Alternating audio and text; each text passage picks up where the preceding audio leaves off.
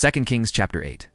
Now Elisha had said to the woman whose son he had restored to life, "Go away with your family and stay for a while wherever you can, because the Lord has decreed a famine in the land that will last 7 years." The woman proceeded to do as the man of God said.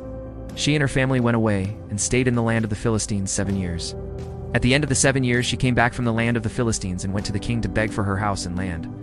The king was talking to Gehazi, the servant of the man of God, and had said, "Tell me about all the great things Elisha has done."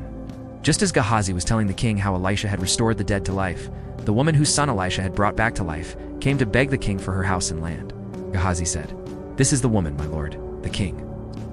And this is her son, whom Elisha restored to life."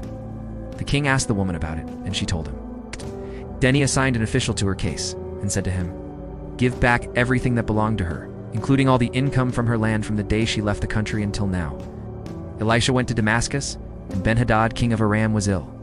When the king was told, "The man of God has come all the way up here," said to Hazael, "Take a gift with you and go to meet the man of God. Consult the Lord through him. Ask him, 'Will I recover from this illness?'"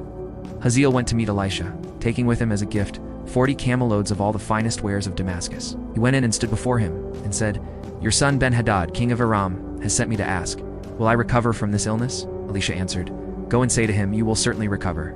But the Lord has revealed to me that he will in fact die.'" He stared at him with a fixed gaze until Hazael felt ashamed. Then the man of God began to weep. 12 Why is my lord weeping?" asked Hazael. "Because I know the harm you will do to the Israelites," he answered.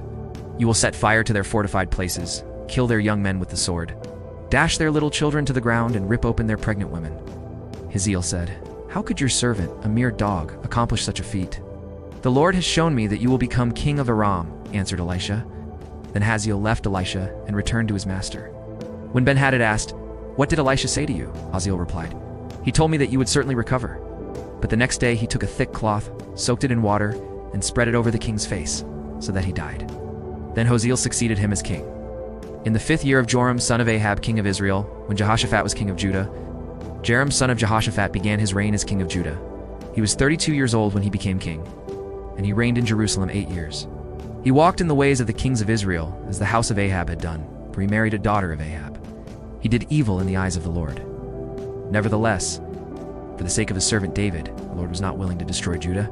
He had promised to maintain a lamp for David and his descendants forever. In the time of Joram, Edom rebelled against Judah and set up its own king.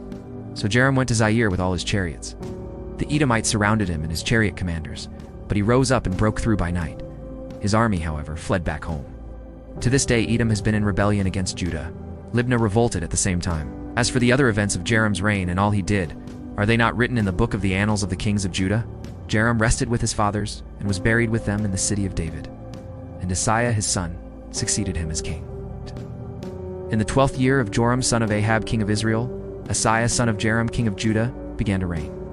Ahaziah was 22 years old when he became king, and he reigned in Jerusalem 1 year.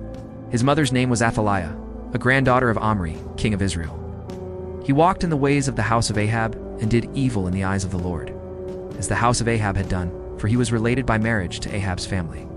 Ahaziah went with Joram, son of Ahab, to war against Hazael, king of Aram, at Ramoth Gilead.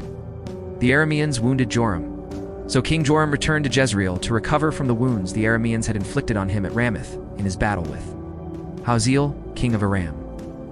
Then Ahaziah, son of Joram, king of Judah, went down to Jezreel to see Joram, son of Ahab, because he had been wounded.